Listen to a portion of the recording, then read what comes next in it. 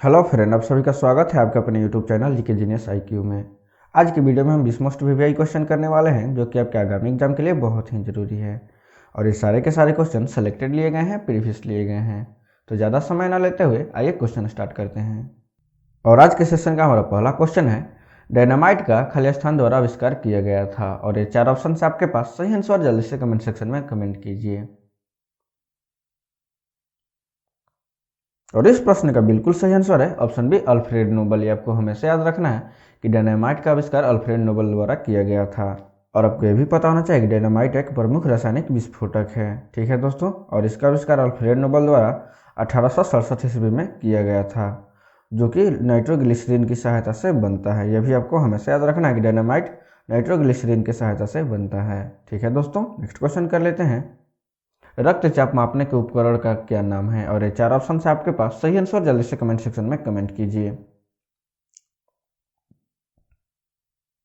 और इस प्रश्न का बिल्कुल सही आंसर है ऑप्शन है स्फिग्नोमैनोमीटर। ये आपको हमेशा याद रखना है कि रक्तचाप मापने का उपकरण स्फिग्नोमैनोमीटर को कहा जाता है। ठीक है दोस्तों, नेक्स्ट क्वेश्चन कर लेते हैं। निम्न में से कौन सबसे बड़ी ज्ञात कोशिका है? बहुत ही वीवीआई क्वेश्चन है दोस्तों, और कई बार एग्जाम में देखा गया है। और ये 4 ऑप्शन है आपके पास, सही आंसर जल्दी से कमेंट सेक्शन में कमेंट कीजिए। और इस प्रश्न का बिल्कुल सही आंसर ऑप्शन डी, शुतुरमुर्ग का अंडा। ये आपको हमेशा याद रखना है कि अब तक की ज्ञात सबसे बड़ी कोशिका शुतुरमुर्ग का अंडा है। ठीक है दोस्तों, और आपको यह भी पता होना चाहिए कि इसका वजन 1.6 kg तक होता है, और यह मुर्गों के अंडा से 24 गुना तक हो सकता है। ये आपको हमेशा याद रखना है। और शुतुरमुर्ग साल में 60 अंडे देते हैं, ये भी आपको हमेशा याद रखना है। ठीक है दोस्तों, नेक्स्ट क्वेश्चन कर लेते हैं। वायुमंडल की सबसे निचली परत को खाली स्थान कहते हैं। बहुत ही वीवीआई क्वेश्चन है दोस्तों, और ये 4 ऑप्शन है आपके पास, सही आंसर जल्दी से कमेंट सेक्शन में कमेंट कीजिए। और इस प्रश्न का बिल्कुल सही आंसर ऑप्शन बी, ट्रोपोस्फियर। आपको हमेशा याद रखना है कि ट्रोपोस्फियर सबसे निचली परत होती है। ठीक है दोस्तों, और इसे क्षोभ मंडल भी कहते हैं। ये भी आपको हमेशा याद रखना है। और आपको ये भी पता होना चाहिए कि जो भी मौसमी घटनाएं होती हैं वह इसी में घटती हैं, ट्रोपोस्फियर में, क्षोभ मंडल में घटती है।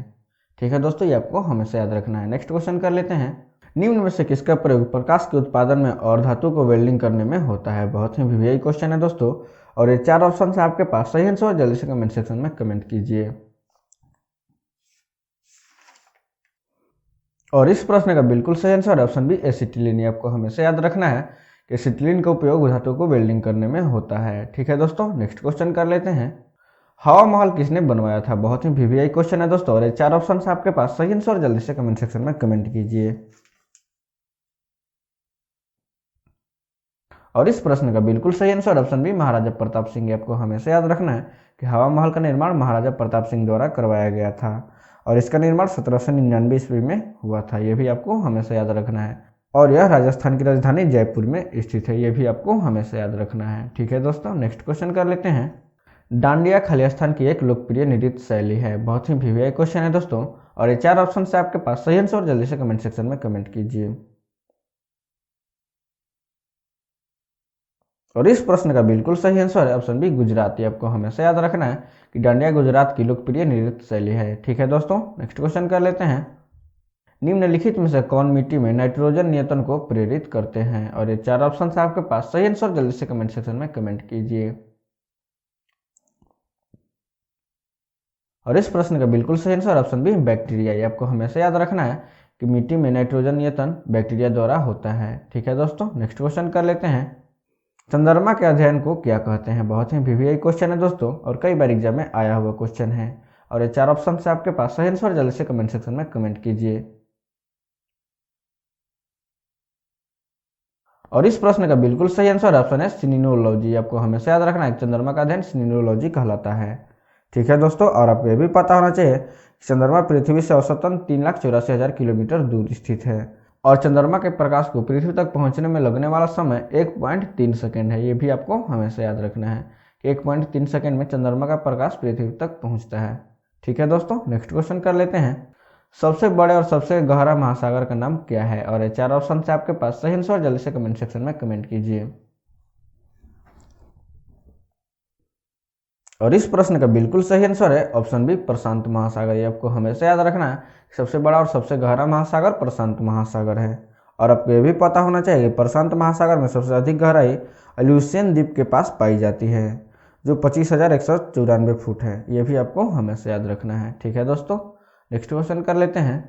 चाणक्य को खाली स्थान नाम से भी जाना जाता है। बहुत ही वीवीआई क्वेश्चन है दोस्तों, और ये 4 ऑप्शन से आपके पास सही आंसर जल्दी से कमेंट सेक्शन में कमेंट कीजिए। और इस प्रश्न का बिल्कुल सही आंसर ऑप्शन सी कौटिल्य। ये आपको हमेशा याद रखना है कि चाणक्य को कौटिल्य के नाम से जाना जाता था। ठीक है दोस्तों, और आपको ये भी पता होना चाहिए कि यह तक्षशिला के आचार्य थे, और यह आचार्य के साथ साथ चंद्रगुप्त के महामंत्री भी थे। यह भी आपको हमेशा याद रखना है। नेक्स्ट क्वेश्चन कर लेते हैं। जवाहरलाल नेहरू का जन्म वर्ष खाली स्थान में हुआ था, और ये 4 ऑप्शन से आपके पास सही आंसर जल्दी से कमेंट सेक्शन में कमेंट कीजिए। और इस प्रश्न का बिल्कुल सही आंसर है ऑप्शन सी 1889। आपको हमेशा याद रखना है कि जवाहरलाल नेहरू का जन्म 1889 ईस्वी में हुआ था। ठीक है दोस्तों, और आपको ये भी पता होना चाहिए कि जवाहरलाल नेहरू का जन्म 14 नवंबर 1889 ईस्वी में हुआ था तथा निधन 7 मई 1964 ईस्वी में हुआ था। ये भी आपको हमेशा याद रखना है। नेक्स्ट क्वेश्चन करने से पहले आपसे एक रिक्वेस्ट है, यदि आप हमारे चैनल पर पहली बार आए हैं तो वीडियो को लाइक करें, शेयर करें और चैनल को सब्सक्राइब कर प्लीज़ हमें सपोर्ट करें। ठीक है दोस्तों, नेक्स्ट क्वेश्चन कर लेते हैं। कौन सा अनुच्छेद राज्य में राष्ट्रपति शासन लागू हेतु निर्दिष्ट करता है? बहुत ही वीवीआई क्वेश्चन है दोस्तों, और ये 4 ऑप्शन से आपके पास सही आंसर जल्दी से कमेंट सेक्शन में कमेंट कीजिए। और इस प्रश्न का बिल्कुल सही आंसर है ऑप्शन है अनुच्छेद 356। ये आपको हमेशा याद रखना है कि अनुच्छेद 356 द्वारा राष्ट्रपति शासन लागू किया जाता है। ठीक है दोस्तों, नेक्स्ट क्वेश्चन कर लेते हैं। निम्नलिखित में से कौन योजना आयोग का अध्यक्ष भी होता है? और ये 4 ऑप्शन से आपके पास सही आंसर जल्दी से कमेंट सेक्शन में कमेंट कीजिए। और इस प्रश्न का बिल्कुल सही आंसर है ऑप्शन सी प्रधानमंत्री। आपको हमेशा याद रखना है कि प्रधानमंत्री योजना आयोग के अध्यक्ष भी होते हैं। ठीक है दोस्तों, नेक्स्ट क्वेश्चन कर लेते हैं। भारत की पहली महिला शतरंज ग्रैंड मास्टर खाली स्थान है? और ये 4 ऑप्शन से आपके पास सही आंसर जल्दी से कमेंट सेक्शन में कमेंट कीजिए। बहुत ही वीवीआई क्वेश्चन है दोस्तों, इसलिए इसका आंसर जरूर कमेंट सेक्शन में कमेंट कीजिएगा। और इस प्रश्न का बिल्कुल सही आंसर ऑप्शन है AS विजयलक्ष्मी। आपको हमेशा याद रखना है कि AS विजयलक्ष्मी भारत के पहली महिला शतरंज ग्रैंड मास्टर हैं। ठीक है दोस्तों, नेक्स्ट क्वेश्चन कर लेते हैं। रोमियो और जूलियट किसने लिखा था? बहुत ही वीवीआई क्वेश्चन है दोस्तों, और ये 4 ऑप्शन से आपके पास सही आंसर जल्दी से कमेंट सेक्शन में कमेंट कीजिए। और इस प्रश्न का बिल्कुल सही आंसर है ऑप्शन डी विलियम शेक्सपियर। आपको हमेशा याद रखना है कि विलियम शेक्सपियर द्वारा रोमियो और जूलियट लिखा गया था। ठीक है दोस्तों, यदि आंसर बताने में ज़्यादा टाइम लग रहा है तो आप वीडियो को पॉज कर लीजिएगा। ठीक है दोस्तों, नेक्स्ट क्वेश्चन कर लेते हैं। निम्नलिखित में से किस आत्महत्या करने वाली कोशिका थैली कहा जाता है? बहुत ही वीवीआई क्वेश्चन है दोस्तों, और ये 4 ऑप्शन से आपके पास सही आंसर जल्दी से कमेंट सेक्शन में कमेंट कीजिए। और इस प्रश्न का बिल्कुल सही आंसर ऑप्शन है लाइसोसोम। ये आपको हमेशा याद रखना है कि लाइसोसोम को आत्महत्या की थैली कहा जाता है। ठीक है दोस्तों, नेक्स्ट क्वेश्चन कर लेते हैं। वायुमंडल के किस परत को ओजोन परत कहते हैं? और ये 4 ऑप्शन से आपके पास सही आंसर जल्दी से कमेंट सेक्शन में कमेंट कीजिए।